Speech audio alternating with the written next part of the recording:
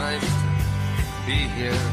I love you all. Hello and welcome to the new Scannain Podcast, live from sunny Las Vegas. Is it new? We're neither live Is it nor sunny? from Vegas. We're actually in Dublin Nor again, and it's cold. But I was trying to kind of zhuzh it up a little bit, kind of give it a bit of, pizzazz. Speaking of pizzazz, with me this week are... Luke? And Ronan. What a lineup, my lord. Amazing. Yes. So, we'll have the usual stuff today. We'll have some movie news. We might even have a top 10. And we might even have some new releases, but we'll kick off with our usual nonsense, which is what we have watched this week. Luke, what do you got? I've got a few this week. Excellent. I will start with the best one, which was a first-time watch for me, which was Memories of Murder. Oh. Bong Joon-ho's kind of crime Yes. thriller, serial killer thriller from 2003. I bought this on DVD about a year and a half ago in Brighton in the second-hand DVD shop. I was like, I haven't seen this, I'm going to watch this. I have still yet to watch it, but it's on my list. I'll be honest, I don't have a big track record with the director or anything like that. This was really, really great. So I heard. It's a real winner. It's it's based off of kind of a very high profile, recently resolved case in I saw South something Korea. about that recently, actually. Their kind of first high profile serial killer. So it's not directly kind of a historical film, but it's very strongly based off of that. And it's very interesting in the way that it kind of tells a very linear kind of thriller story, kind of like a Zodiac kind of thing, but with the police. But also manages to touch on wider issues and the kind of the damage of this particular case to the kind of the Korean psyche, and also how it kind of slots into unrest at that time in the area, without kind of overdoing that. Which is a skill. Yeah. I mean, and it's kind of interesting as well, just because of the tone that it takes. Because it's a very provincial case, it starts off, Song Kang-ho, who's one of the most frequent. He's one of the known names in Korean cinema, I suppose. He is one of the local policemen. He's very kind of sure of himself in that local way. But he is completely in over his head with this case because he's never seen anything like this before. He's kind of... Yeah. He's got this kind of tough guy thing going on in his own head. He thinks that he can know who solved the crime by staring somebody in the eye, and very rapidly finds out that everything that he considers a skill is of no use in a case like this. Very quickly, because more murders start, a city slicker detective is brought in from Seoul. They don't get on, and it's really interesting to me in the way that it does those kind of standard tropes. Which there are plenty in all serial films, but it's what you do with them. Yeah, exactly, and kind of complicates them, and the way that it balances how those characters develop and how they get on side and then slip the other way, because the detective from Seoul is very, everything's in the files, and I go through the files rigorously and all that, and he's like, I go on my instincts. And they start to kind of trade in a very subtly kind of way. And yeah, I really enjoyed it. The atmosphere of it is really stunning. The way that it gets you to... I mean, it's not a horror, obviously, but what I really like about certain kinds of horror films or certain thrillers is the way that they get you to buy into their particular logic. Yeah. The analogical logic. And very quickly... what happens with the detectives is the sense of dread that they get when the things that they identify as the serial killer's tics start to happen. So the serial killer always commits murders on a rainy day. There's always a song that he sends to the local radio station before he goes out and murders one of these women. And so anytime something like that happens, the way that the film gets you to go like, oh shit, like it's really, really effective. Yeah. It's very deft in the way that it uses the actual murders themselves. That can obviously go very trashy and very wrong. It handles that as sensitively as it needs to, and kind of it gives the victims in this kind of a dignity and kind of a regard that you don't always see, which is very good. I think that ages film very well. Yeah, and it makes it all the more chilling when they do get into it. There's a terrifying sequence where, again, a woman is kind of walking home. It starts to rain, so you're like, oh my god. And just in kind of the distance, you see something rise up in the background, and it's all on screen how the film evokes kind of feeling in you without kind of a laborious kind of script. It was really, really good. Well worth a watch. It's been on my watch list for an age, and I've no real reason that I must accept. I'll get around to that and just keep getting it on my shelf. The tone of it is really fascinating because it's obviously a harrowing kind of story based off of real life stuff. It's dealing with very difficult to watch kind of story beats, but it can pop bits of comedy in there as well. Kind of the incompetence of the local detectives kind of can add not levity, but kind of a different layer of understanding. Kind of needs that as well, I think. Yeah. You know, there's a kind of a running gag where people will fly in from off camera to kick people in the chest, which is kind of bizarre, but kind of it communicates really effectively. These guys don't know what the hell they're doing. They kind of have an image in their head of what they should do, and it's not it. You know? This sounds great, and I've heard nothing but good things from the people I've seen it. It's engaging, it's sensitive, it's engrossing. I really, really enjoyed it a lot. And as I say, I wouldn't have seen a lot of, like, I've not seen The Host or films. You should like watch that, Snowpiercer. You're famously not a fan. Snowpiercer is really good. You can't trick me like that. The Host is really good. Snowpiercer is terrible. Yeah, but I'll definitely check it out. And then I've been at home a lot over the last week, so I've got a lot of Netflix movies in. Starting again with the best one, which was High Flying Bird. I haven't seen it yet. And I've heard mixed things. I really liked it. Are you au fait with American sport? No. Okay, but I'm a big. I've seen a bit of thing around that. I'm a big Soderbergh guy. Oh, okay. I've heard it's very much backstage, so there's very little actual basketball. There's actually no basketball. No, but it's about the kind of the thing around it. Yeah. So Andre Holland plays this kind of great freewheeling agent at this big agency that's associated with NBA players. There's a strike going on, and if they can't get the strike resolved, the agency is going to be under threat, and therefore Holland's job is going to be under threat.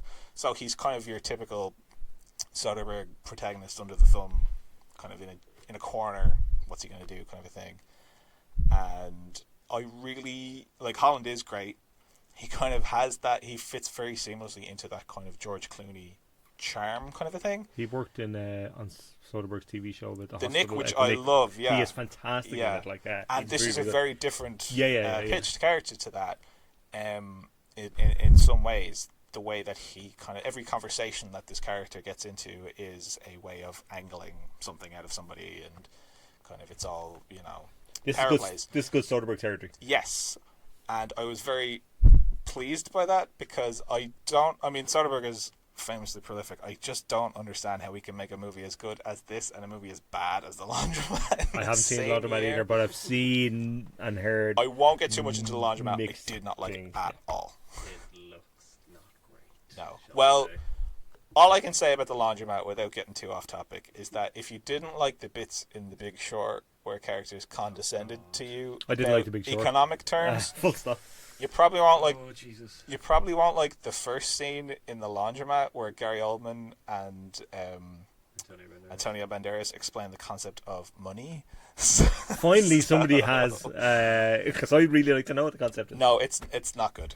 Well, I didn't like it anyway. You're not the first I've heard from them. But this is a lot more kind of well thought out, and what happens with Holland is that he kind of comes across this idea, which actually, even outside of the reality of the film, kind of sounds like a very interesting idea of kind of streaming pickup one-on-one games between basketball players, and that's a big threat to a big industrial kind of financial complex like the NBA and all this kind of thing. But it's really a lot more focused on a series of one-on-one conversations between various characters, like usually involving Holland. Sometimes they kind of bring different people in and out, and it's always really interesting to watch.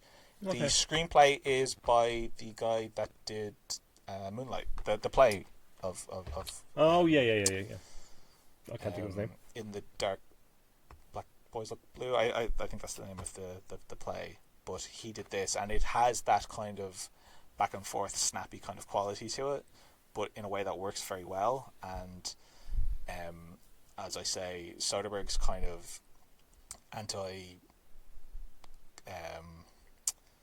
anti-capitalist kind of bent works in this a lot better than it does in a film that's more explicit about it than like it's amazing the you can go to work for Netflix. But it's really interesting. Like it's within the kind of. It has a more personal angle. Yeah. Like Holland is he's got this personal background with basketball, and it really benefits from that. It's got people like Zazie Beetz in it that are used very well in kind of small parts, and I really enjoyed it a lot. Worth checking out, I'd say. Well, it's one of those things with Netflix films that if I haven't watched it when everybody's talking about it a week after it's been released, it gets shuffled way down the pack, and I'll eventually watch it at some point. But then it's like, oh, shit, I've missed the window where everybody's talking about it. And it's like, I'll get to it at some point, but I will.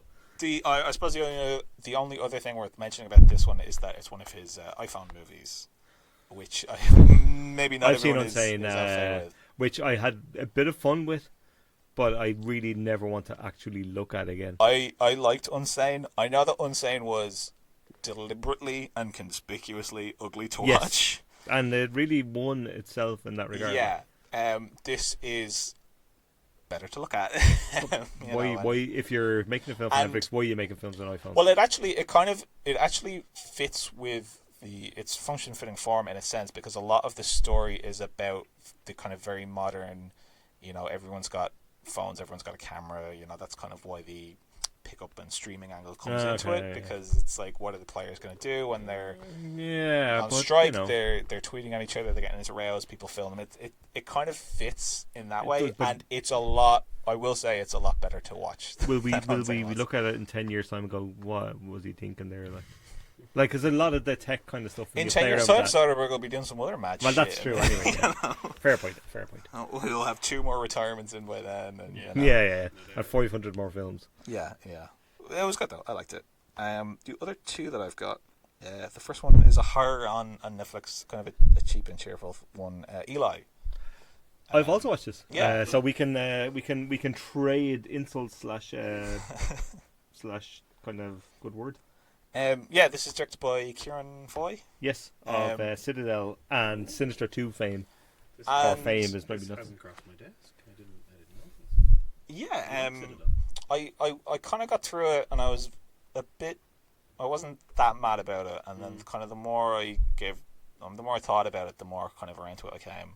I think it's solid. I liked it, and in a 3 to 3.5 star kind of way, because, and there's a couple of things, and I think I might have an idea where you're coming from, that it's set up as a thing, and does something else. But what I kind of really liked about it is that it leans very much into what the other thing is, and becomes the pulpy film it really wants to be. That's the thing. This is kind of a and it's perfect for on my home. It's the October, first hour is kind Halloween, of like your standard tropey. It's a haunted kid house in a haunted thing. house kind of thing, and it's that. And the film seems to be just that. I didn't read anything about it before going in, so I didn't know anything about it. Yeah. The last third is something different, and how much you'll enjoy it, it'll probably how much you buy into the kind of what it's doing. Yeah, I think it's doing it quite well.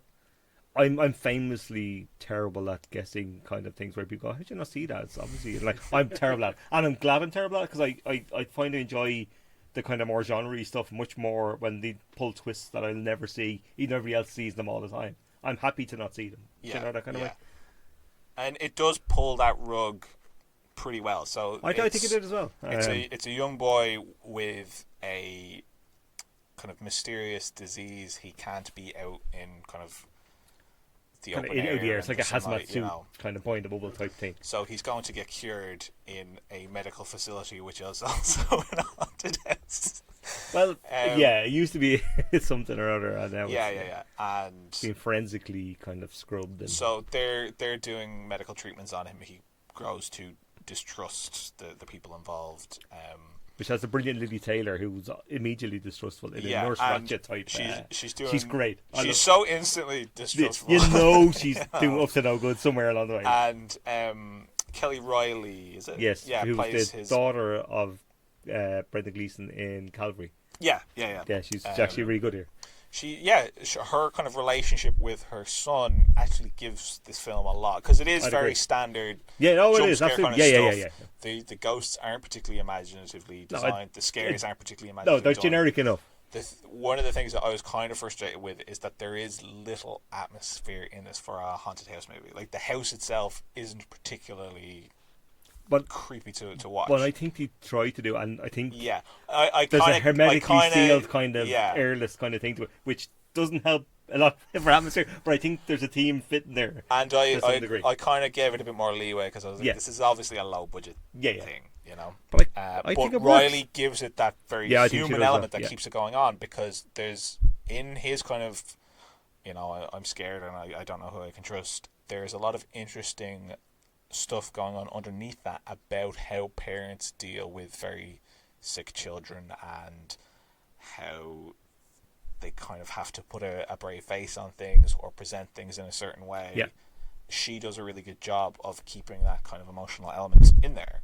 And it kind of gets to a certain point, it pulls the rug in a kind of a quite unexpected way. I would agree. And I'm glad it's not just me then. once it gets to that point, it sees that through very well. I think it does. I commit completely. So it's a solid kind of spooky story ending on it was one of those kind of twist kind night of thing. in type things that I'd be happy to watch 2 or 3 of a Saturday night. Yeah. And you fit them in. It's kind of It's 90 minutes, not fucking around kind of thing. Which solid. I like. Solid 3-star. No, it is. Thing, I agree. And then the last one I've got, which I also gave 3 stars, is El Camino, the Breaking Bad thing, which I know you didn't like. I did not give it 3 stars for various reasons, but go on. It's solid, I would say. It's not trying to do too much, you know. It kind of you wonder how much contractual obligation is involved here. That's exactly my point of it. Like, it seems unnecessary, not in the sense of the story, but unnecessary in the sense of, why are we back here? Like, do you know, like, I mean, you can make a film of anything. I don't really mind. I want to see more of something or whatever. To my mind, it was just fatally imbalanced by the fact that it's unnecessary. I know, just the fact as well that it's Aaron Paul on his jack for most of the film, and the balance in Breaking Bad, which was struck really beautifully, was the two of them kind of yin and yang against each other. Without Bryan Cranston there, it feels like half a story to me. Do you know what I mean? And I can see that it's well shot, it's well thought out in the way that Gilligan's stuff can be and is, and like, he's very clear where he wants, where he puts the camera and all the rest of it. And there's some really good sequences in it. From that side of things, everyone kind of fits seamlessly back into this. Obviously, they've been doing Better Call Saul and that, which is much better and much more involving, much more purposeful. Purposeful. I think is exactly the point. Like Gilligan, he's a very blunt visual kind of but he knows director. He knows what he wants to see. To this film's kind of favour, I think every shot carries that same kind of wry and purposeful use, you know, and it kind of carries you through. Matt Aldice was writing about the film, and he said, like, I think he quite liked it, but he's saying, like, what he likes about Gilligan is that as a director, he placing the camera either further away, near, moving it for particular reasons. Regardless of anything, he's a director that knows what he wants to see, and he's telling the story visually. Which and Breaking Bad would obviously suggest that. And I'd appreciate that about it. There's very showy bits in this. There's a scene where Jesse, like, there's an overhead shot of him kind of, and it speeds up. I mean, if you've watched Breaking Bad, you've seen a variation of that. There's you know, there's a lot of that, but even in the way that the film uses things like flashback, you kind of wordlessly get contrast between where that character is now and where he was in different points of the kind of the show's run. You know, it kind of the flashbacks are obviously very fan servicey, but they're also, I think they're more purposeful than they could have been. I do probably agree to some point, but the only thing I'll say, there's a couple of extended flashbacks around kind of being held somewhere that, you know, clearly like, you know the outcome of this. Yeah. So why are we 20 minutes here? Like, I like Jesse Plemons as much as the next man. Now, I was very happy to see Jesse Plemons. As am I, in practically everything. Because he's fun and he's deadpan in that way that most actors aren't. And you get a lot of time with that character, which I appreciate. And me too. I think Todd from I think it's the last season he comes in of Breaking Bad. He's one of my favorite characters in that show because I really like it's him. Pitched for so long as this very, arch kind of morality, like a Western kind of. Yeah. Everyone has a very specific moral compass, for good or bad. Yeah. Usually bad, as you would imagine from the title. And then this complete alien, amoral freak kind of comes in with no clear sense of right or wrong, and no real ambition, and no real moral compass in any way, real inner life at all. No. It would seem. No. And this extends that. Yeah, very clearly. Yeah, and I've really enjoyed a lot of the stuff that you get with that character. I enjoyed it too. But it's superfluous. Yeah, in the way that it irked me. But I can see if you're going along with it, it's fine. Like, there's nothing abstractly wrong with it. It just irked me a little bit because I don't know why I'm watching it. It's kind of, Sherlock Holmes never fell off the waterfall. Here he rides again. It's bugged me. But I can it. understand the enjoyment, and there are some really good sequences in it, yeah. and some really good things to enjoy. Yeah. I just didn't know why I was watching it. Yeah. Beyond that, it was there, and I'm watching it. I mean, I imagine it exists because Breaking Bad does well in the algorithm, and I mean, Breaking Bad probably pushed Netflix on, and it pushed Breaking Bad on. There's a symbiotic thing when that went onto Netflix. Yeah, famously, kind of shot up for both of them. Yeah, and I think they keep Gilligan sweet. They bumped themselves up for a week, but I did enjoy it. No, fair enough. So worth a go. So that's me, basically. Excellent. Ronan, what do you got? So I'll start with 2 new releases that haven't cracked the top 10, but certainly worthy of talking about. Of all you go to see 2 new releases and not a fucking sign of them in the top 10. What's got to cover the scraps commercially? You were our trooper, Ronan. This is why you pay me so well. I presume the Joker's not one then. No. Very much next week 10. Then. Very much. Maybe once it drops to 11. All right, fair enough. In 20 weeks from now. This is my realm. Excellent. I saw The Last Black Man in San Francisco, which has done really well since premiering at Sundance. This is a first-time feature by Joe Talbot, starring Jimmy Fails, who co-wrote it and plays a version of himself. I believe there's an element of autobiographical truth to it. The story is that he is a young black man in San Francisco who is sort of surreptitiously upkeeping a house his grandfather built.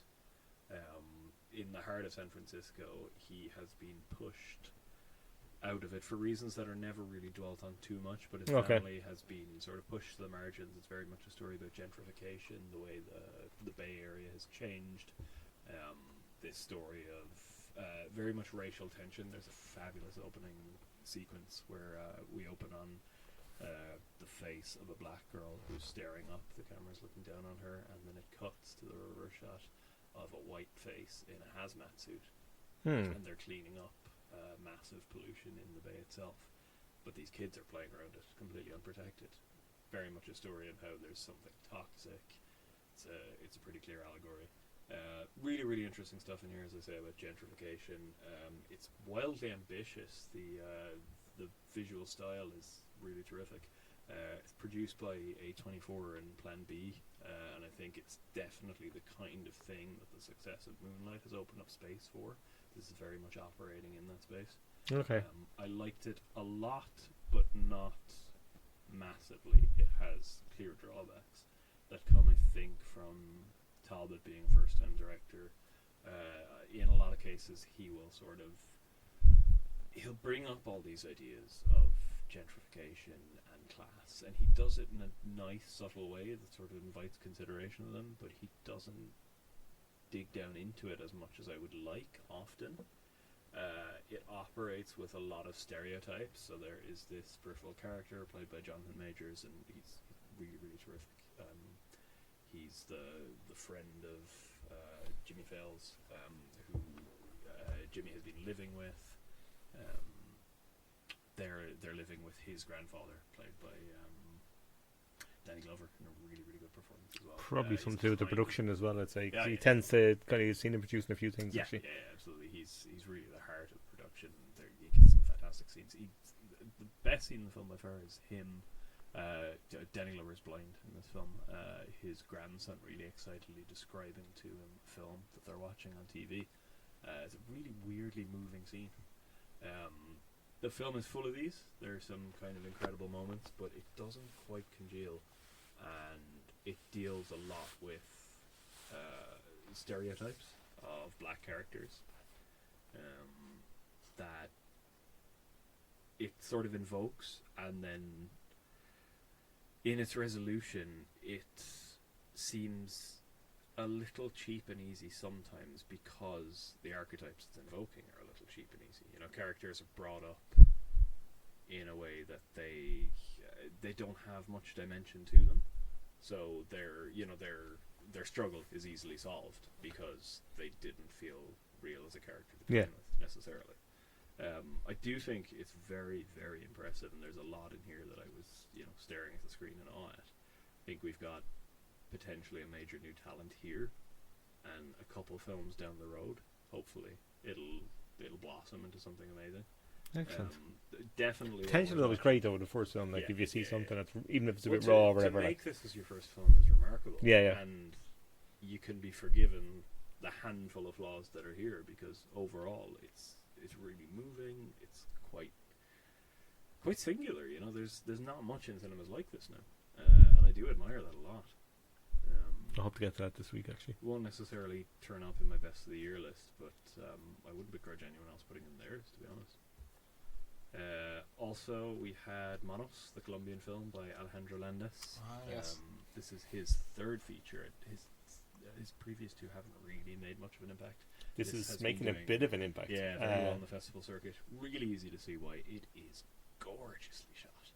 It's the story of a bunch of child soldiers who are operating as a sort of little guerrilla unit in a war that is never directly invoked, the actual politics and everything of it. They don't get into it whatsoever. I mean, presumably based on the production, you can imagine that this is set in Colombia, but they never say anything about for where obvious reasons. Yes, that can be. That has a sort of a kind of universal. This applies to a lot of countries. But they, at the beginning of the film, they are operating as this little unit on a mountaintop, and it is completely surrounded by cloud. And there are some astonishing shots of their commander who arrives over the hillside suddenly on a horse and disappears again into the clouds, and it's shot from a very long distance, and it's just this man on a horse silhouette descending into the clouds. Absolutely phenomenal. See this on a big screen. Really, really do. That aspect of it is truly incredible, and there's a lot of visual stuff there that completely won me over. A lot of sound design, because they do eventually descend into the jungle. General story, I should say, is they are in charge of a hostage and given a cow, which has been donated to them by a sort of a sympathizer who wants to support their efforts.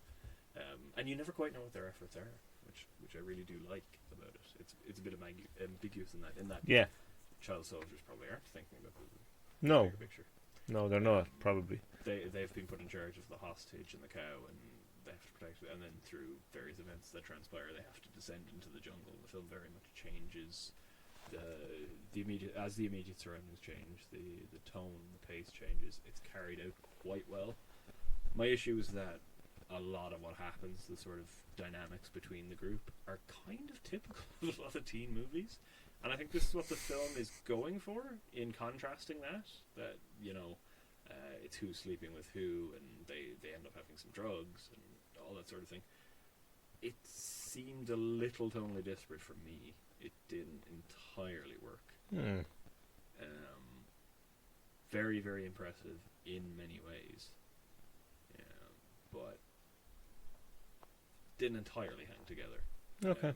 I think there's a lot here to admire, and absolutely the cinema looked incredible. The score also is by I'll mess up the pronunciation here. Is it Micah Levi? I would say Mika Levi. Yeah. Mika Levi. It's a fabulous score. it like uses all this sort of industrial sounds as she does. It's gorgeous. She does some amazing It's scores. really good. Worth seeing / hearing for that alone. Yeah, go to the cinema, close your eyes. If you, I mean, don't. You'll miss some really images. good shots. Yeah. Again, not going to show up my end of year list, but I was really taken with it in many ways. Okay. She's a handy segue, actually, Mika Levi. Is that Mika? Yeah, we're landing on Mika.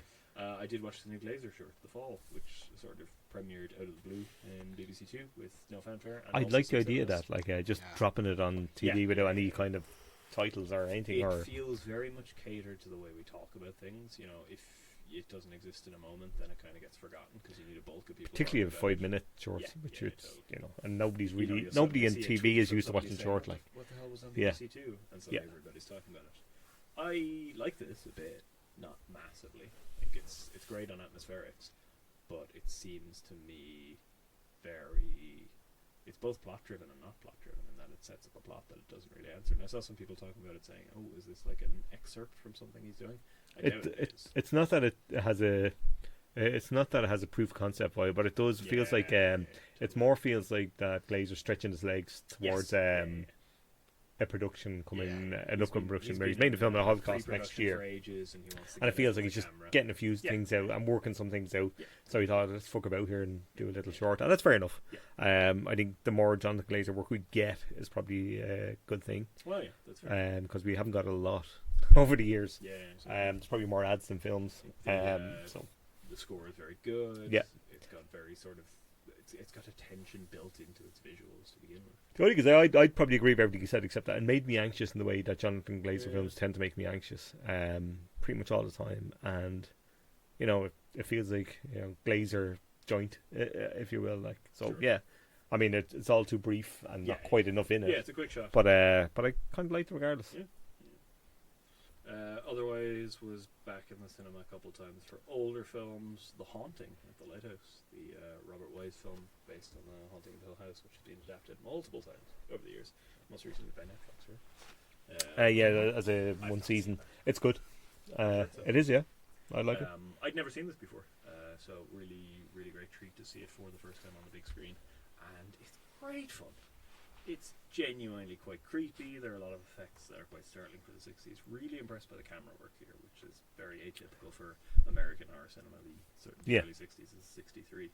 A lot of sort of bulging doors that almost put me. Which I always like those kind of stuff. You get later in Nightmare on Elm Street, the sort of Freddy coming through the wall. The idea of the room closing in around you. And always breathing. Yeah, absolutely. Hooked on some really, really good performances, and there is in the background of it this whole idea of cultural anxiety of people who don't quite fit within society that would burst out in the mainstream in American cinema about 5 years later. A lot of really interesting stuff going on with internal monologues, how the real fear is inside your head, and I like that you can read it any way you like. There's nothing in it that necessarily says there is a supernatural presence in this. It's really good. I really liked it. My only complaint is that the fucking audience were like laughing at loads of bits, like just because it's old. Horror in particular gets that. It does a lot. We've kind of been brought up to see anything that's black and white and creaks and zooms. But I saw the Exorcist when it was finally shown in the cinema here. He laughed at the Exorcist, and yeah. The Exorcist. It's really weird. It's an uncomfortable thing. It's like if something is outside your kind of your standard comfort zone, there's a tendency to giggle. I don't think it's mean spirit as such, but it's an odd one though. And I think it's exactly the thing that horror and comedy are genres that are much closer together than is often acknowledged. That kind of visceral reaction of sort of involuntary outburst comes from those two genres. It's funny. A couple of weeks ago, I saw an old horror, The Sentinel, which was directed by the Death Wish guy. And obviously, off the back of the success of... This is Michael Winner. Yeah. Okay. So obviously, off the back of the success of kind of those... Do whatever you want. 70s kind of horrors. Which nobody should ever say to Michael Winner. But still playing around with that older kind of... This is how horror movies are done. Kind of clunky, but it was a very interesting watch. And everyone is fucking in it. Chris Sarandon, Ava Gardner, Jeff Goldblum. It's like at the time it's not an all-star, but if you look at it from certain angles, it's kind of full of names. Also a big screen this week and a first-time watch, and my God, am I glad I saw it this way with a live score. Koyaanisqatsi. Saw this at the NCH. It was due to be performed by Philip Glass and his band, but he was unfortunately taken ill. The hangover. He's a hangover. Well, the previous night, he had played a 4-hour set. Which was just astonishing for a man of his age. So he unfortunately was not there for it, but his band carried on regardless. This is really something. This sort of formative essay film, again, 83 as well. But the rhythm of it, the pace of it, and I think the setup, obviously it was more pitched as a concert than a film. Yeah. And given the setting it was shown in the concert hall, and their screen setup, I have to say, isn't particularly great. It's a relatively small screen. So the music really was at the center of this, and it was especially loud. That made it very, very intense. I absolutely adored this. The way it gets into the sort of the birth and the harm of capitalism, the system we have submitted ourselves to, and it's really, really fascinating in the context of it's very much of its time. You get all these shots of business people and office workers going about their day looking very, very, very 80s, but it's still quite timely. You know, we haven't changed that much since then. Obviously, tech has taken over to a massive extent, but it principles of capitalism are still I recognize the world, and this was at the point where we were just getting into that stage of sort of accelerated like capitalism. So 36 years later, it's kind of terrifyingly prophetic. It was a real sensory experience for me. I adored it, and the kind of thing where I don't know if I ever want to watch it again in a situation where it isn't on a big screen and blaring in my ears. It was very loud. That really helped. Phil Glass's score is incredible. He does amazing scores, you have to say. And it's the entire film hinges on it. Obviously, there's no dialogue whatsoever. It's all about creating a rhythm through music, use of image, editing, and when it suddenly stops from extraordinarily fast pitched to slowing down a lot, it leaves you breathless. I adored this. I remember back in, was it 2011 Samsara came out? Yeah. In that region anyway. I had never seen any of these or Baraka, the previous one. I still haven't seen any of them. I just do for records. I hadn't seen any of them at all. Samsara came out in the cinemas and I heard good thing, and I really, really liked it. It's very much essay film, great score. But it's, in hindsight, having now seen this, it has a real we are the world naivety about it. That this much more uses the form of cinema in terms of the sound, full class score, and the rhythm of the editing to really make concise, effective points. Oh my God, I adored it. Film experience of the week. Oh, absolutely. And one more really quickly. I know you certainly are a big fan of this. Old Joy, I rewatched. Yes, my favourite Kelly Reichardt film. I think it's an absolute masterpiece. I don't know, having now rewatched it, cause I've seen it a few times, but it's been a while. I might prefer Wendy and Lucy, just because of the dog effect. Dogs get me. Every single goddamn. And in fact, it's the same dog. Yeah, it is. It's the Kelly Reichardt universe. Shared universe, which I can't imagine would make as much money as Marvel, but who knows? This is so good. The Olatenga score that just gives you this real sense of calm, and nothing whatsoever happens. It's There's no sad and lonely and strange. This sense of a friend you've lost connections with, and that maybe deep down you don't mind having lost connections with, that your life has splintered off in a different way. You see a reflection of the person you used to be, reflection of the person you still could be. Do you still want to be that person? It is so quiet and meditative. It's 75 minutes long. Make more 75 minutes. Oh, stop. People. I dream of 75 minutes. I dream in 75 minutes chunks. Yeah. This film is perfect. Yeah, I love it. I absolutely love it. I watched it last year or the year before for the first time, and it knocked me sideways. Yeah, absolutely, I was obsessed by it. Yeah. Amazing Watch it film. 100 times again. It wouldn't take too long. Her ability to do so much with so little, you kind of you start to go, do films need that much plot really? They don't money. usually. Do they need that much money? To evoke that depth of feeling Yeah. without having to go, and then this is what happened. You kind of leave it to yourself, and there's much more relationship with the audience that way. Yeah. It's great. You don't need to see him walk back in afterwards and go home to his wife. You know that all the things that are going to be running through his mind. And you don't need to see that scene to know that scene is happening. Economy of story. She's one of the best at it. Amazing filmmaker. That you? That's me. Okay, I've watched a few this week. Luke alluded to it earlier with Eli. I've watched a few horrors, including Eli. It is the season. It is indeed the season, but I hadn't really done much up till this weekend. And being a bank holiday weekend and coming up to the time, it seemed like I'll see where we can find some kind of newish ones. And for the most part, really good. I really liked Eli, as I said earlier. I watched Summer of '84, which a few people had recommended, which came out in 2018, which I think is a Canadian film. Literally set in '84. About a group of teenagers who suspect that a serial killer roaming the kind of county is one of the kids' next door neighbour. So they kind of spend the summer kind of watching him with various binoculars, following him on bikes and stuff. And what that's kind of interesting about it is that for about 2/3 of its running time, it has this kind of Stranger Things vibe, which can be a bit irksome on occasion. We're in the 80s. You know how we know? Because we're just told you were. It's not as bad as that, and the kids are a little older, so it's not quite that level of quirk, but it's approaching that. And you kind of go, all right, I'm enjoying this. It's not a bad story, etc., but nothing really interesting as such that kind of grabs you. But the kind of third act becomes something a little darker and more interesting, with a kind of weird tinge of Blue Velvet, of all things, in that kind of horror in the suburb kind of thing, and it commits to it in a way that I found unexpected, and welcoming in a film that's kind of essentially about the loss of innocence and the kind of idea that the world that people tell you is safe, it's not. And I kind of like that. The cast are really good. They're kind of unknown, I think, for the most part. And there's a real kind of uncertainty to the ending.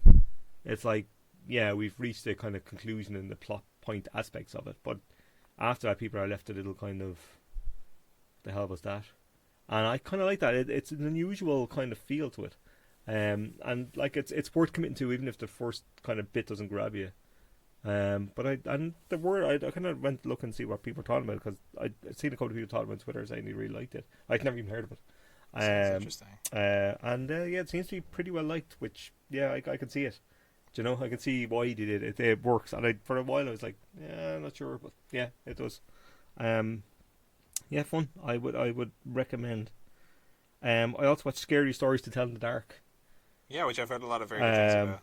Which I kind of like. This it's kind of a similar in a way. It's like a young people who visit this haunted house kind of place in the middle of town, who find a book, and in the book is a kind of historical kind of link to what would have happened, say, 100 and something years back to a character, and then it's about the kind of stories on the page and new stories possibly on the page and how they're written, and it's really reflexive about kind of how kind of almost like short films are done, the kind of anthology kind of things, even though they're not quite anthology, like a Tales from the Crypt kind of a little bit, but it's kind of, it's a fully flowing 3-act film, but it's almost kind of showing you this, we could make this self-contained if we wanted to, kind of element to it, and it works quite well in that regard.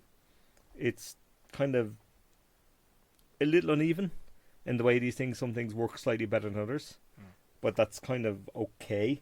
But it has a really interesting structure, and there's kind of creature designs in it, and fun to be had at that as well, which are done really well, particularly in the kind of CGI level stuff you'd expect to be. And you're right when you said earlier, it's like there's no sense madness why this was released at the time it was released. It should have been like released this week.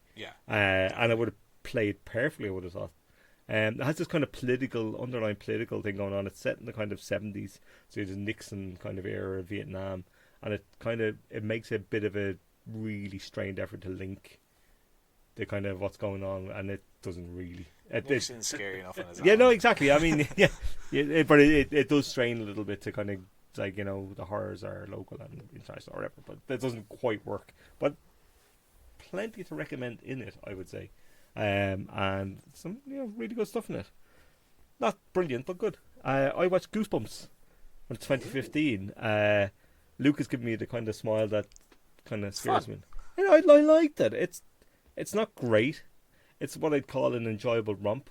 It is of a an romp. early Saturday evening, kind of 6:30. Which is weird, but that's exactly what those books Yeah, were. I haven't read a book of these. It kind of aims for a kind of a slightly junior Joe Dante kind of vibe. Yeah. And it almost gets there. Like, it doesn't quite commit to that as much as it wants to, but it's pitching for something in and around that era, and that's fine. I think it works really well in that regard. Like the bar Jack Black's weird accent, the cast are good, and I kind of like the What accent is he doing? your A guess bad is one. a bad one. Yeah, it's more of a kind of, I'm a writer, so I have to It's pronounce a certain way. It's got nothing to do with how R.L. because he's playing R.L. Stein, like a fictional version of R.L. Stein. yeah. But it's got nothing to do with what R.L. Stein in real He's life just done is like. what he thinks writers in a certain Yeah. part of America who sound sort of English. It's like Jack Right. Black's Garth Marenghi. It's yeah, very it strange. doesn't quite work. You sold me on this. But it is fun. Like, it's a kind of younger kids kind of horror comedy kind of thing, and Sure. it's an amiable 90 minutes. I kind of enjoyed it. It's definitely like Dante is as good an influence to have on something. Oh, I like mean, this, absolutely. I mean, if it doesn't hit Dante levels, what does? And to have an influence and to try to work towards it is not something that No, these absolutely films and the filmmakers that get them always kind of go for. And I'm aware there's a sequel, which I have not seen. I've not seen that. I haven't read about it, but I'll But it's- probably watch and report back. It's a fun kind of Saturday afternoon. Yeah, kinda exactly. And there's watch. there's worse things. Speaking of remakes, reboots, etc., I watched New Child's Play. Oh. Okay. Has anybody seen this? No. I haven't Okay. seen Old Child's Play. Well, you're not of an age probably, Roman. I was of an age of Child's Play back in the olden days, getting on video, etc., etc. I'm 100 years old. So I hadn't really heard anything about this as such, except that Mark Hamill was doing the voice. Yeah, because it's Brad Dourif who is- did it as oh, in the original Chucky. Okay. And Aubrey Plaza and Brian Tyree Henry are the main kind of actors in it. Anyway, like a both mad of ensemble. it is, yeah.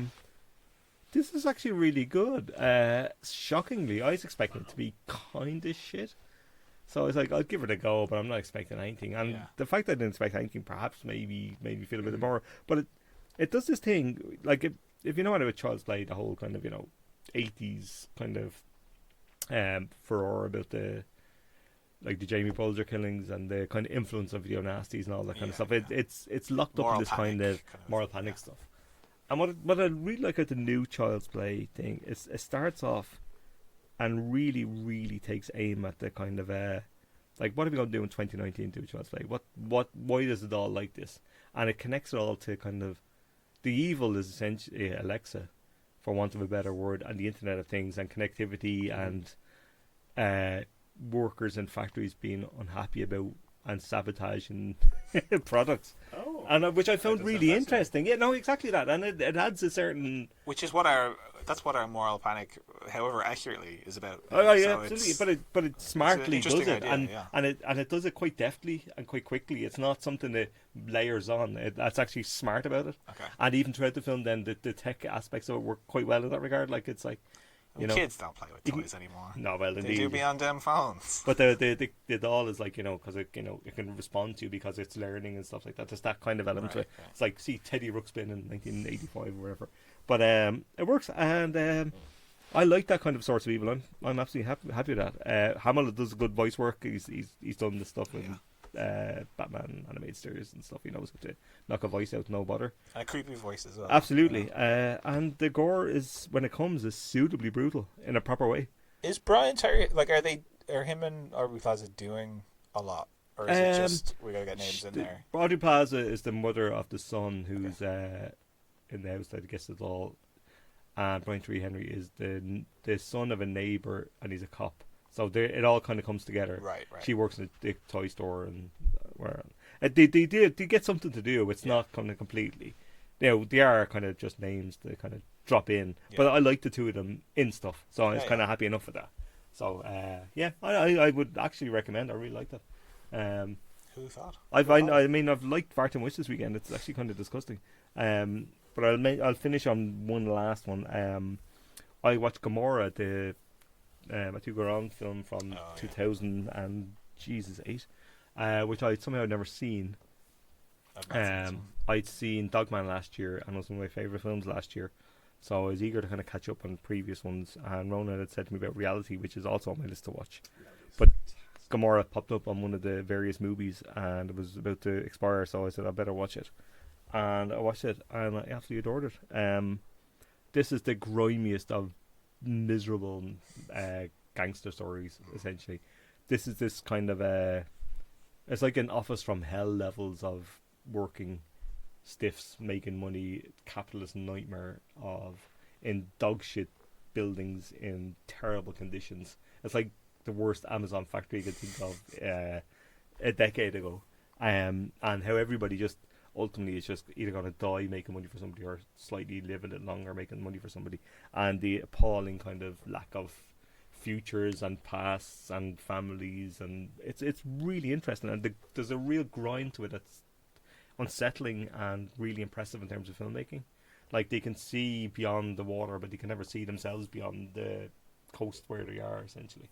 They walk in these kind of really run-down buildings, and they go outside and the sun is shining and it's nice, but it's not where they are. There's at one point, on one of the top of one of the buildings, there's like they have a little pool kind of set up, and there's kids playing around with a ball, and it gives this massive wide shot, like looking down on this, and you see all the kids playing, and then there's on the level above on the roof, there's 3 guys walking around who are spotters with guns to make sure it's like, and then across there there's this ugly looking building that if you glance at it looks like a cruise ship, so there's this kind of always kind of awareness of this is a world, it's not the world, which is extraordinarily impressive and really immersive in terms of watching something like this. You really feel part of it, and you're really head is plunged right into it for the whole 2.5 hours long.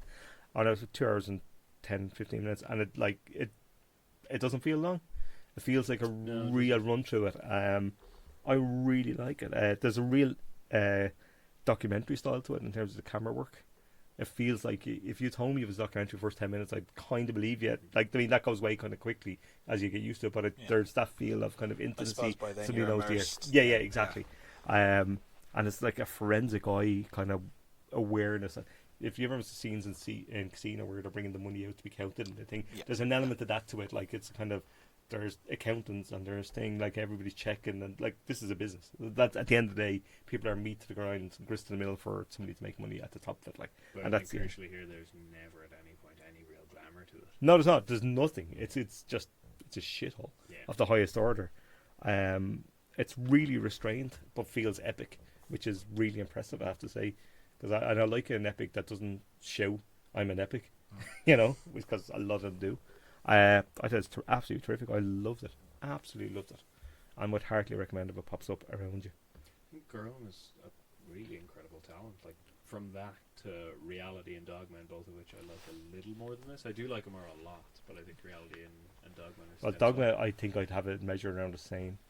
And Reality, if you're talking as being top tier, I'm all over it. Like, wait to see what you think of Reality. Oh man, he's a proper filmmaker though, and I want to watch the Gomorrah TV show, which I've heard nothing but great things about. So I wanted to watch this first anyway before I get to that, but I've heard really good things. Was he involved in I think it's in a kind of executive producer sense. I don't think he's kind of part of it, but from what I heard, it's really really good. Yeah, so I'll get to it. But that's me for the week. A good horror / thing week, and probably more next week, I would suspect, as the that time of year winds down. Spooky. The old Christmas movies then. Yes, Grace. Christmas Prince. Where are you, Grace? Many Christmas princes to come. There's a new one coming in December. Grace is very excited, as am I, sadly, because I watched the other two and I kind of really liked them. I'm hearing there's a new Princess Switch, the Vanessa Hudgens. I haven't seen the... What one? Have you seen that? I have. Switch? The Princess Switch. Switch. I want to see Prince and Pauper. Did you watch the Princess? With a bit of Bake Off thrown in there, yeah. Oh. Did you like it? I did. I did. In the sense of an undemanding kind of... In the sense that I'm definitely watching the next one, which I'm adds exactly another Prince, identical right? Vanessa Hudgens into the mix. I might get on that so I can get in the sequel. I really fall into the Christmas movies. I'd say or something. Softening in your old age. 5 years ago, me would be appalled. Yeah. 10 years ago, me would have beat me to death. But 15 older years ago, me, you would shoot you. I at least. Yeah, bring me all the Christmas movies. I'm on it, Podcast's gonna get interesting. isn't it? Between Pints of Guinness and Christmas movies, what an end of the year we have ahead of us. Right, onto the news, which there is precious little of this week, so we can jabber on a bit about this. November in the IFI, and there are plenty. Most of the biggest thing of note, I guess, is the annual French Film Festival. Which is from always a really heavy hitter for them. 13th to the 24th, so it's a properly extended festival. And new and classics as per usual. Yeah, the big lineup there. They've got new stuff from Xavier Dolan, Bruno Dumont. I'm really interested to see Joan of Arc.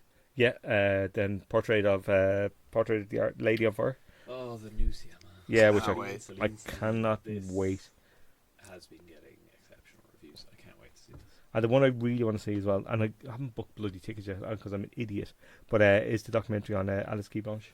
Yes. Yeah, which I really want to see. And there are, I think some of her shorts. Yeah, selections of her shorts will be shown throughout the festival before features. Which is a great idea. Really, really which you should do that a lot in festivals, I'd say. It makes absolute sense, doesn't it? Like, so you get to see something even for 10 minutes. And then there will be guests, etc., as per usual. And it's a great lineup. I'm in. As long as there's a real assortment of stuff. There's all your traditional kind of like mad French comedies. I'm not a fan of mad French comedies. I think they almost never work for me. That typically do very well at the French box office. I'm not very good. Any I've seen on that kind of cultural specificity. Yes, that I'd give as that. a non-French person, as a non-French speaker, I just can't relate to. Comedy should be universal. Yeah, but French comedy is very particular, I find. AKA unfunny.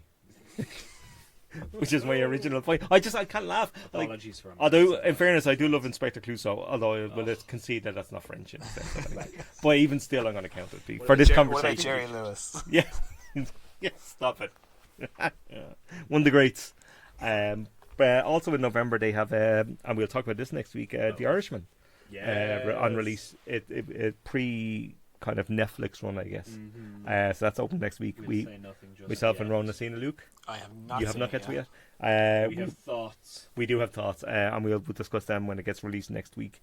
Also coming up that we will discuss as well is Noah Baumbach's new film, which you also have. Marriage Story, which Noah Baumbach has made a film. It's coming out in a couple of weeks, and we will talk about that. They're also releasing Ken Loach's Sorry We Missed You, which is a new release this week, so we'll come back to that as well. Fast forward, or indeed don't, just wait, you lazy things. Indeed, yes. And there's also another Adam Driver film, The Report, which is a political thing about... Oh, yeah. It's a Scott Z. Burns film. Oh. So, yeah, I don't know much about it, to be quite honest. And The Nightingale. The Jennifer Kent film, which is apparently it's full on is the word. A lot of walkouts. A lot of walkouts at a lot of festivals. No, I don't think I will catch this at Cork. Actually, I won't have the chance. Unfortunately, I will catch it. And also The Two Popes, if you're that way inclined. Andy Hopkins and Jonathan Pryce knocking about as Francis and your man. Welshman getting cast. Yeah, well, who doesn't like a Welsh Pope? Remember The Pope Must Die, the Robbie Coltrane film? No. Famously renamed in America, The Pope Must Diet. Is that at all relevant to the film? It's nonsense. It's absolute nonsense. But Robbie Coltrane played the Pope, I think. Do they mean diet in the Catholic sense? Hey! Pope Must Deity. But yeah, it wasn't very good. Wow. I'm shocked. Do you remember King Ralph? Speaking of like English films translating right, there's a lot of, like, Americans think English films are amazing and think English people are sophisticated. So all you need is a fancy house and you're probably guaranteed two Oscars nominations.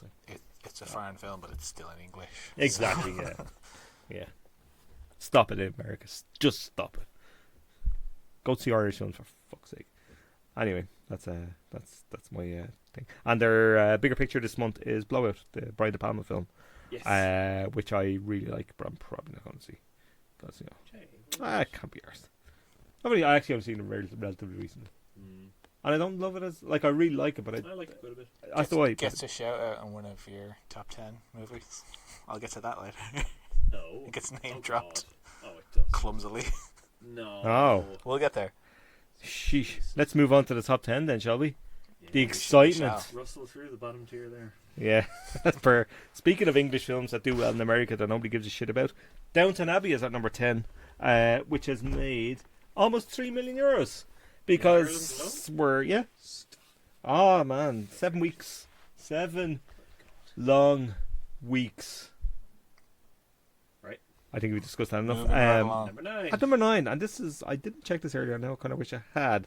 Hocus Pocus, did they get a re-release? It did, yeah, it's been in loads of It cinemas. sold out the style, I think, and they added It's more made dates. Right. 140,000. So well as to 140,000, which is bonkers. That's remarkable. I really like it. I only watched it a few months ago with my niece, who had a great fun with it. Like, Yeah. it's I've- good. I've seen Like, it since I was a quite, kid, to be quite like Goosebumps, actually. Yeah, exactly. That's kind on, of- and a lot of fun.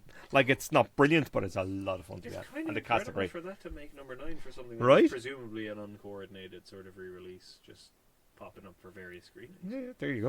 140 grand.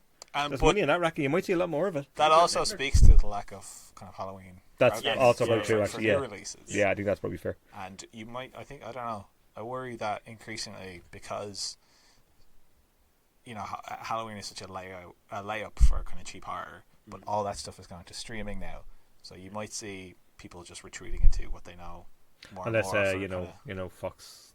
oh yeah, can't unless get it any of goes to those. the vault. Yeah, in the real vault. horror. The real horror is Disney all along. Who knew? Well, we all did. Anyway, We all did. at number 8, Countdown, which I talked about last week, which is an app that tells you how long you have Oh, to not the live. game show, no. No. Countdown the movie. No, it's an app that you download and it tells you how long you got to live, but then it might become real, so you have to investigate and blah blah blah. It's Okay, I'll qualify. Read what I the said terms and earlier. conditions. There's no good horror. No. at the moment. no, So there's it's not. No, but it has made an impressive 38,000. Sorry, it wasn't impressive. It's been funny. At 7, Zombieland Double Tap. I missed it. I'm probably not going to get to it at this I'm stage. definitely not going to. I like Zombieland well enough. I do as well. I think its reputation has kind of fallen in the time since it's been out, and it's far too long before you bring out a sequel. Yeah, it Uh, looks like they kind of hoped to get one of these out quick, and But I think it was slightly above expectation at cinema in the States because it had kind of lowered expectation initially, so it came out doing okay. But yeah, I saw the trailer. I was like, I'm sure who it's- really needs this? I'm sure it's grand. Yeah, I'm sure it is. But I'm sure you can tell me in the future, Luke, when you see it. At 6, and I do want to see this, is Shaun the Sheep movie, Farmageddon. Great stuff.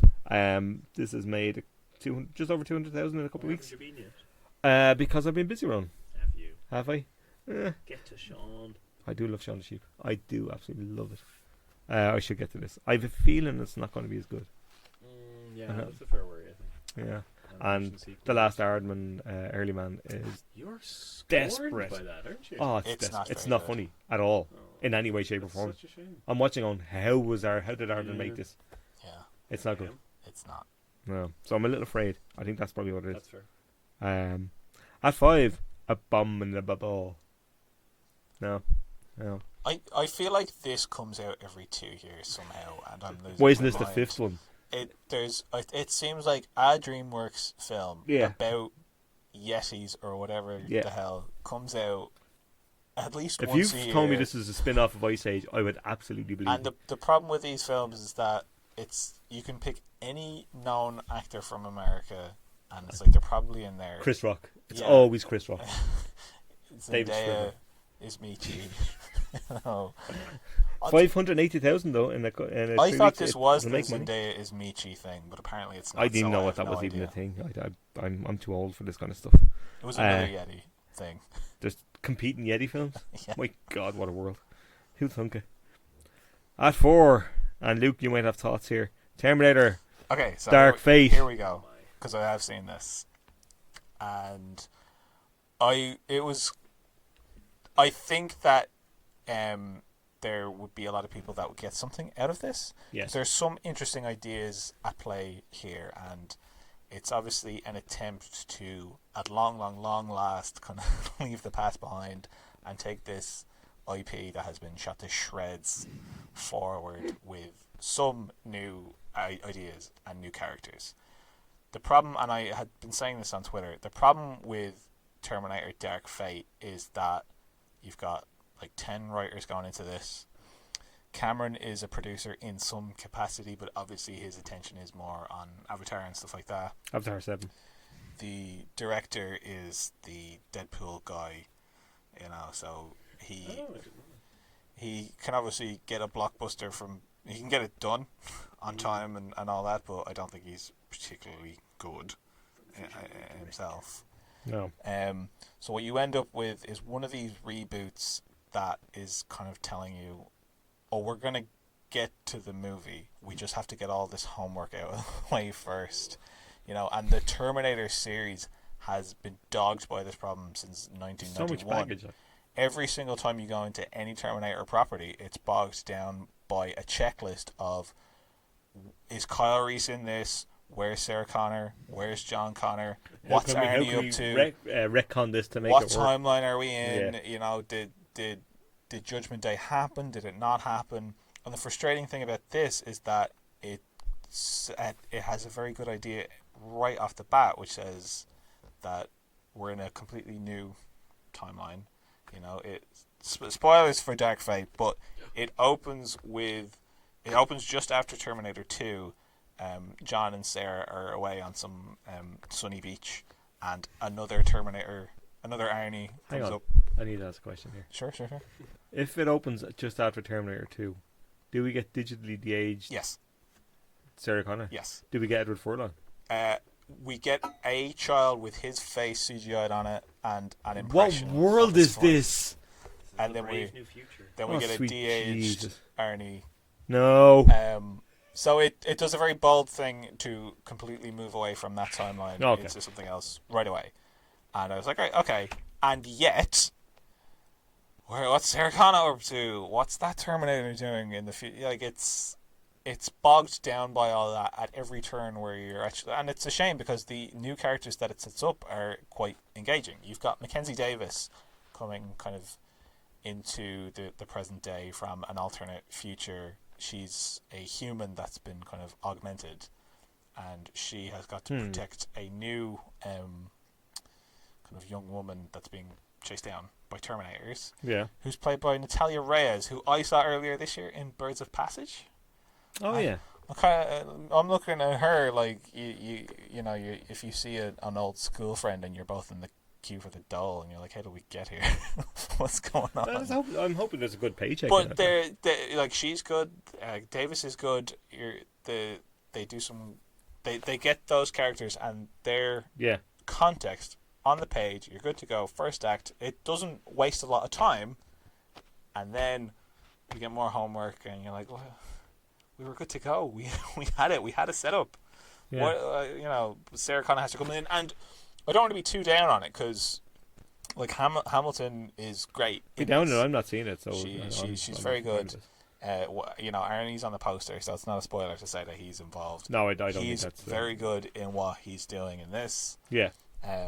That's all fine. It's just the two parts don't really work together, and even thematically, you've got one hand is going over the same old shit as ever about there's no fate but what we make for ourselves. Yeah. And with the older characters, they're actually doing something slightly different, which is what do you actually do once your fate has been and gone? But they don't really go together thematically, and that's probably because the director has no real sense of how to do things thematically, which is fine. It's an action movie. It's Terminator. It's dumb as hell. Yeah. But the action in this is terrible. And I was like, this is fine. I was like, this is fine. I can work with this, but the action is really, really bad. Lots of close-ups. There's no shot that kind of holds for longer than 2 or 3 seconds at most. No. The set pieces that it goes through, you've seen before, done much better. You're on a highway again. You're in a plane that's crashing in the middle of kind of chaos and all this, and it's ugly to look at and janky and not engaging at all. And it wastes these characters that it presents. Is it time to stop making Terminator films.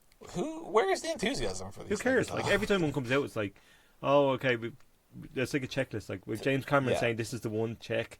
We have Arnie coming back, check. Now we've got it has been Hamilton coming back, check. Worn into the ground, and every time they're like, no, but seriously, this is the one. And after 2 hours of this, they're like, no, we promise you. And it's like the movies. I say this with like the Amazing Spider-Man, the Andrew Garfield movie had this problem. A lot of reboots have this problem where it's like, just trust us, we're getting there. It's like the movie's happening now. You have to reboot the thing in the first 5 minutes, because this is the movie, this is the shot. Like Amazing Spider-Man was like, give us 3 movies and we'll have it sorted. And like they didn't get it. That's too much to ask. Something like Casino Royale, which is it's an enjoyable film, but the best thing that does is within the first 2 minutes goes, this is the direction, and off we're going. It doesn't ask you to wait around. It's. Why can't all films do that? Like, it's not difficult. I think there's a worry about fan reaction, and Fuck fan reaction. Like, if fans don't know what they want, nobody knows what they want. No, but this is the thing. I don't know that anyone is going into these films with a checklist, going, well, if they don't say, I'll be back, then I'm out. Like, you're better off leaving all that. Who wants point. That? Somebody that's 65 years of age that went to see Terminator in the cinema in 1984. So it doesn't matter. You're getting the same copy of Terminator 2 over and over and over again. I don't even like Terminator 2, which is To be honest, I like Terminator 2. It does lose me kind of 3 or 4 or 9 hours in. But if you're going to reboot Terminator, and I've said this elsewhere, surely the move is to strip everything away and go back to the first one and go back to the problem, I suppose, with a lot of blockbusters is what kind of Cameron and others' legacy has left behind, which is what a big movie has to be. And Cameron took Alien and he took his own film Terminator, which were small kind of thrillery stories, and blew them up into a big thing. And then how do you follow them? You can't go back to something smaller. But I think that something like this would really benefit from that. And also it'd save you a fucking fortune. And also, if you don't, if you can't direct, if something costs, if you can't direct action, that's okay if you're doing something a lot smaller. But no.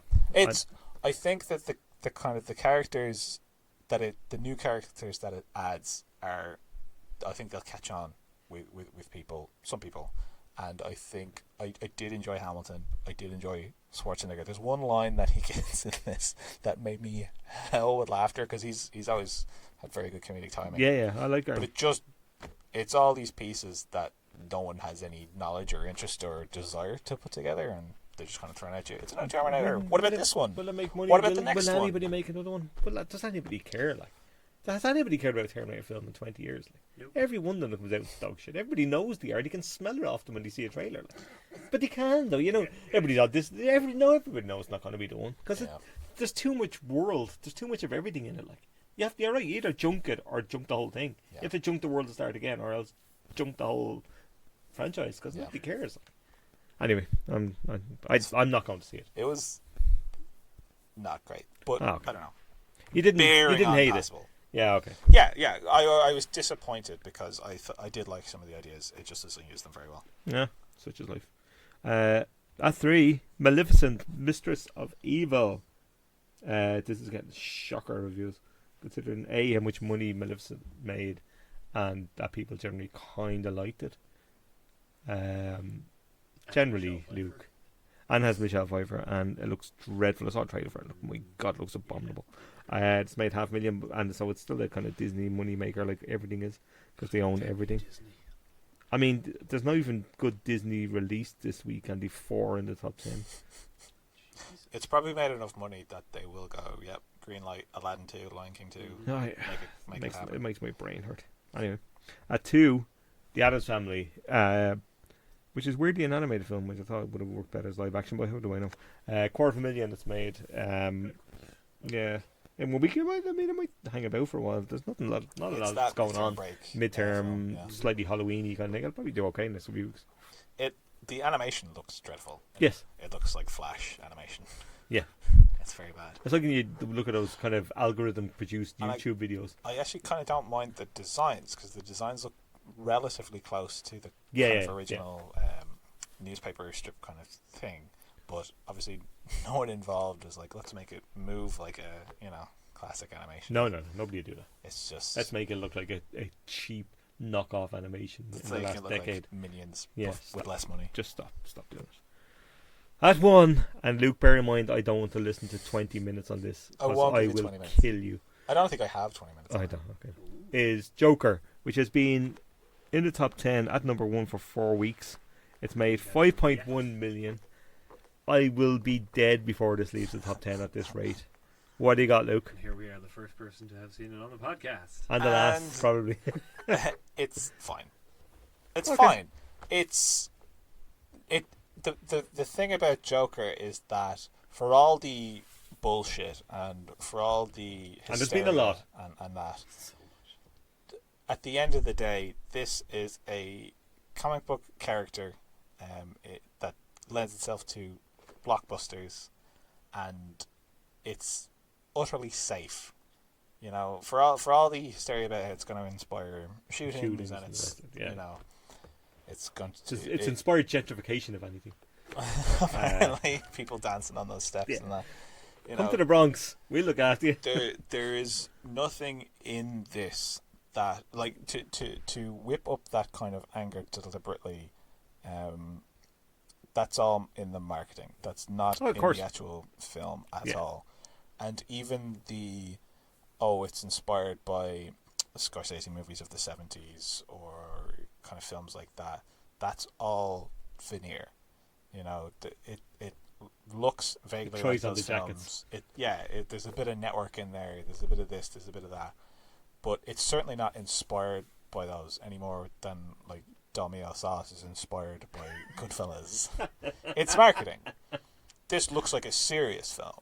Therefore, go see it. You know, it's got something to say. It has nothing to say, and it has no interest in saying anything.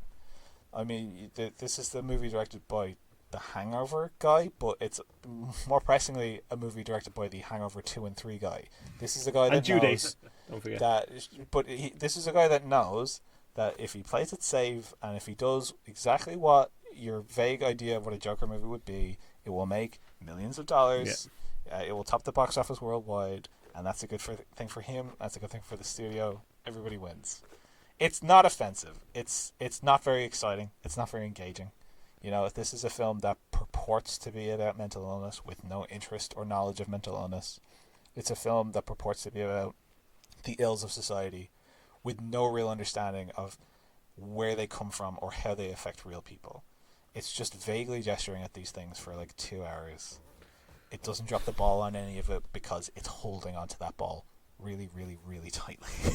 You know, this sounds really depressing, Luke. In the sense, like you're saying, it's grand, but like it was a bit depressing. But miserable. Keep in mind, how many years ago was Suicide Squad, where it's like, I'm going to try to do something really radical and edgy and dangerous with the character, and it was horrible, horrible. Yeah. Like still made money though. On screen. Well, yeah, but that's the thing, and you can make more money if you don't turn anyone off. Yeah, the people coming into this that would be put off if it said anything too dangerous are going to be placated, and the people coming into it raring to go, you know, ready to kind of champion it, get just enough that they're satisfied. Can I ask a question though? Sure. How the fuck did this win Venice and get 5-star reviews from people that in theory should know better? I have no idea. Okay. To be honest, festival fever. You know, because it's serious and it has Joaquin Phoenix. It's not even like it's Joaquin Phoenix doing bits and bobs from stuff he's done better. Kind of a bit of the master, a bit of you never really hear. Yeah, and by the time you get to the end of it, where he kind of goes fully off the deep end, it veers from being a grand performance. It is grand. It's what he does. Yeah, into being a bad performance. And my biggest issue with this is that with this character and with this source material, if you were trying to do anything, surely this would be a dark comedy. You know, like the King of Comedy has been mentioned as an inspiration for this, but again, that's in the vague shape of Robert De Niro has a talk show host. Yeah. You know, there are so few laughs in this, or even dark laughs, because if the movie went for a dark laugh, we might upset somebody, and that's $2,000 or $3,000. So it's the off veneer our of a bottom line. dark comedy without Exactly. actually having any dark. Absolutely. So there's no teeth. No teeth whatsoever. Yeah, okay. And A gummy joker. yeah, I mean he gets kicked around a lot. His mouth gets bloodied up a lot, you know. But there's really nothing there. No real ideas of its own. It's exactly as I suspected it is. It's fine. Like people will come into this, they'll come out of it, and they'll either go, "That was really good," or "That was not very good." But there's no ambition to carry their way. It's product. Again, that makes me feel really miserable about filmmaking in general in Hollywood. But anyway, that's it's another day's argument. I think if this were more honest about being a blockbuster, it wouldn't feel as depressing. Yeah. It's the pretense that it's this a is serious art house film. an arty film or a genre film or a kind of a nastier kind of a thing. Somebody like, say, David Fincher, for example, would look at this screenplay, which is I know the screenplay was kind of pilloried kind of before the film came out as dreadful. What ends up on screen is very obvious, but again, fine, serviceable. Yeah. And I think that somebody like Fincher or anybody really that had an interest in approaching this material and digging something out of it could do that and could find a sick sense of humor in it and could find something to say. Yeah. This is a film that has really nothing to say and will just kind of, at the end, it's like, well, if I throw in a monologue, I've said something. Technically, yeah. I could monologue here. It doesn't mean anything. As you say, it's what you would have thought going in. We live in a society. What do you know? What? Did we fuck Luke? Great. Thanks for that. That's I'm not seeing. Oh, I wasn't seeing it anyway. But Jesus, it's fine. No. Right, let's move on to new releases. Speaking of cheery fear, we got Dr. Sleep, which I guess is the major release of the week in the context of Halloween, and it's coming out tomorrow, I think, which is the 31st. All 153 minutes of it.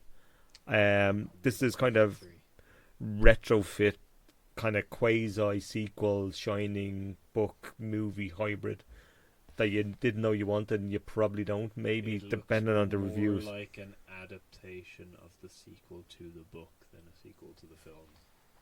In that Kubrick didn't bother going for any of the more overtly supernatural things. I mean, they're obviously all in there, but he didn't have too much interest. The marketing though is very much remember the movie. Do you remember the two kids standing in the hallway? Yeah, here they are. There's such a strange tension between that. That's so like. Poor Stephen King. I mean, he lives in a Duckburg mansion, I'm sure, but he obviously hated Kubrick's Shining, and to the point that he wrote Dr. Sleep, and to the point that he did his own TV. Yeah, yes. the miniseries, and which didn't.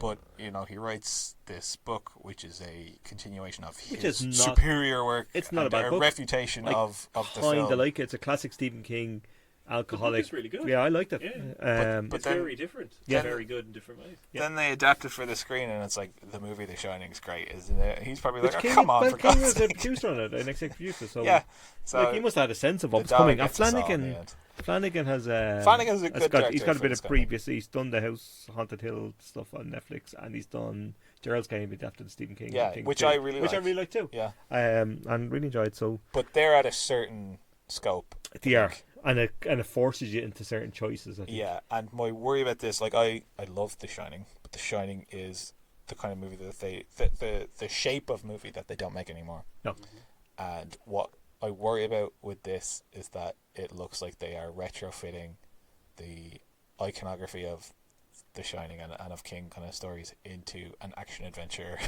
And it's almost like you can have your bit of nostalgia and you can have a bit of new stuff, and you can have and it's 153 minutes long, which seems like a mistake. It's longer than The Shining, and The Shining is not short. Like The Shining is like an hour and 2 hours and 15 something. Yeah, 2 hours 20.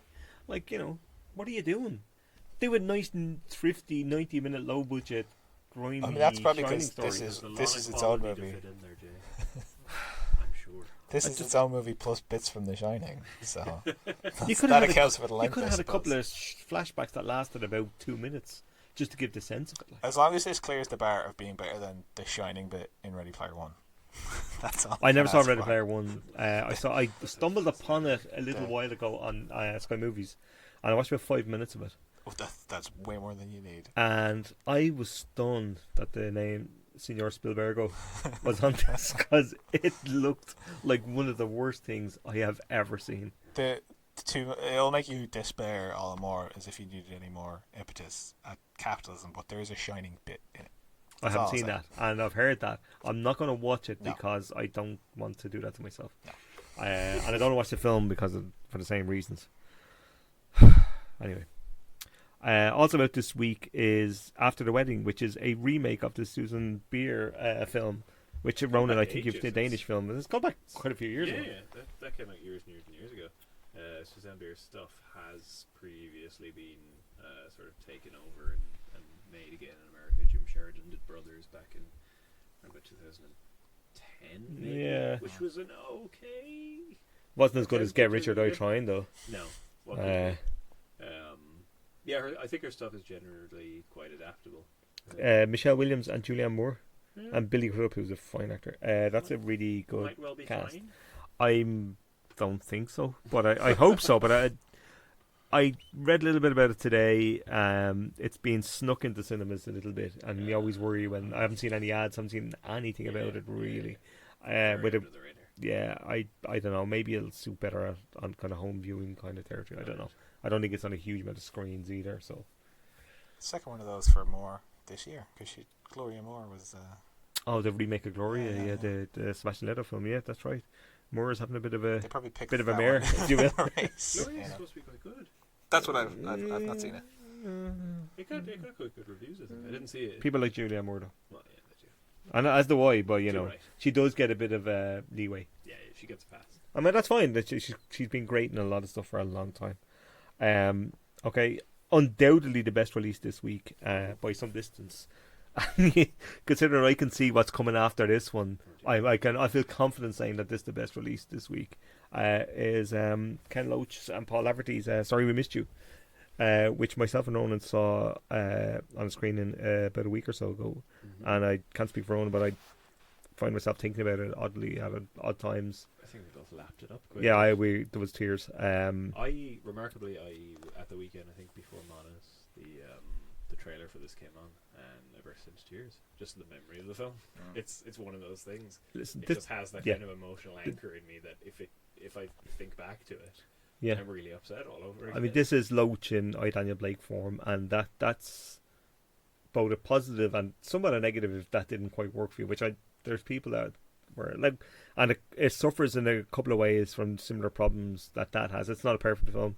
I think there's in both I, Daniel Blake and in this, there's a third act overkill, for want of a better kind of phrase, that it's unnecessary. The work has already been done. Yes. But the point is hammered home. And maybe I discussed this when we come out of the cinema. Maybe in our kind of listless times, overkill is the only way to get the message across. You have to hit people with a hammer with it, and that's kind of fair enough. And Some I think people are so unwilling to have any empathy that you really need to force. And maybe Loach is like, I don't. If I suffer slightly on reviews, it'll be worth it for getting the point across. And maybe it doesn't have that. And I think there is. I think he's not a moron in terms of films together. He knows exactly what he's doing. Because I think it's quite clear. I think if you emerge from this film not feeling for the plight of this family, you are an actual monster. Yeah. It's literally a story about the gig economy and a family that the dad takes on a job as a driver, a white van driver, delivering stuff, and it's essentially a franchise, is how it's described as. He's self-employed. So everything is tagged and checked and thing, and it's exhausting and it's long hours. And then the impact that has on the family and his wife, who's a nurse, I think, or works in a hospital on anyway. 0 hours contract, yeah, and they have to sell the car to hire the van, so she has to get buses to work, and so it just does that thing that Loach does, where it turns the screw kind of slowly in that kind of desperately uncaring red tape sense. It's listen, if you like Loach, you'll lap this up, and and that's not to take anything from it. I think it's extremely powerful, extremely well made, impeccably researched by Laverty, I've no doubt. I really, really liked it. And it's very harrowing at points, and it's beautifully acted by Loach finds these actors, and I like anytime you watch a film, there's 3 or 4 people in it that you've never seen before and anything, and there's like why aren't these and everything, because he just pulls performances from these kind of completely immersed in this family life, which is what makes it so effective. These terrible things happen to them. Yeah, I absolutely loved it, and again, and not to kind of harp on in these troubled times kind of stuff, but this is the kind of film that people should go and see, and it will get an art house run in the way that his films tend to do. Does it explain what money is? It doesn't have a scene per se. If it doesn't, I'll get confused. You don't even want to know. I'll get him to shoot a little pre-money slot for you, so you'd be grand. We'll podcast extra and explain to Luke what money is. Be exchanged for goods or services. God, I've heard this. I really want to see the laundromat now. In a weird Stop way. it. I kind of do too. We may report back. Put it into your slotty, Ronan. Jay and I are going to get very drunk and watch the laundromat. Ronan started as Goddy Slotty, and there's last week the Slotty we're calling it. So Diana is lined up for it. A recommendation from Jay, or indeed a wider field, where I just get pissed and watch something that I would not. So Diana is kind of lined up regular soonish. Yeah, Diana seems fair.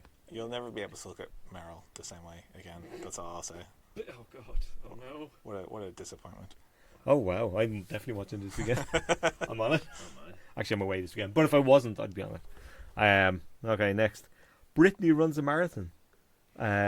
This is one of these hilarious outgoing American comedies. Yeah, this probably not good. Popped up in trailers over the weekend, and it absolutely screams Sundance arch comedy. Yeah, I don't know much about it except that somebody runs a marathon. Yeah. Starring Gillian Bell, who I do quite like, and starring also Patch Dara, whoever he is. Just wanted to say the name. Sorry, I have no idea who he is, and I suspect I won't hear from him again. Gave me a bit of impression, to be honest, that it might just be a badly cut trailer. Which happens a lot, particularly with comedies, but if all the jokes are in there.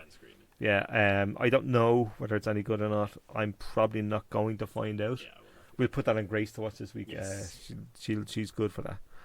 Grace, off you go. Yeah, enjoy, Grace. And last, and certainly least, the Aeronauts. Luke, your face, if we could only have you on video for that. His head nearly dropped onto the desk. Yeah, I've been conspicuously overlooking emails inviting me I bet you have. to screeners. I seen him throw his phone in the river earlier to avoid It this. looks so good.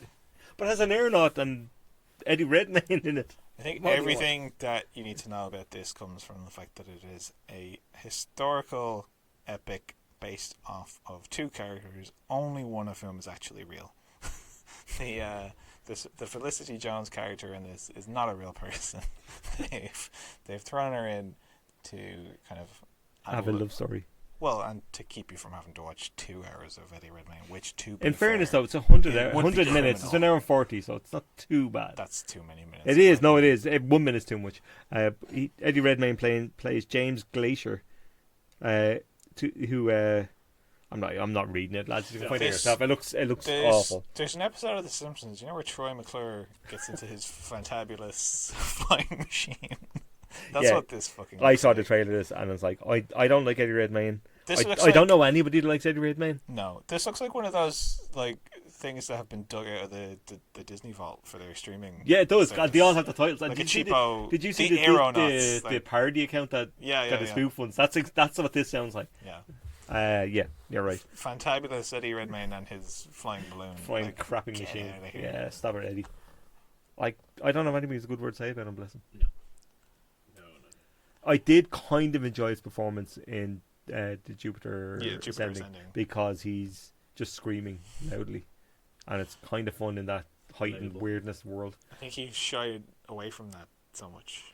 He went completely the other way. I think he doesn't like that performance. And you're like, no, I can assure it, it's the only good thing you've ever done, and I put good in small letters, not caps. I've hated almost everything. Same here.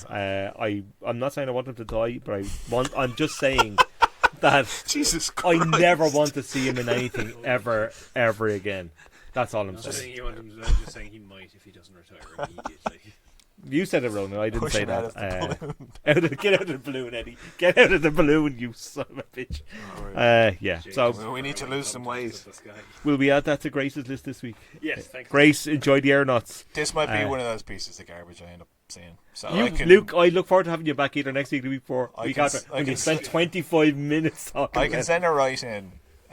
Please do. I'm going to read out Luke's write-in. It's 4,000 words, mostly expletives. Actually, you will go. I have a feeling you'll go see this.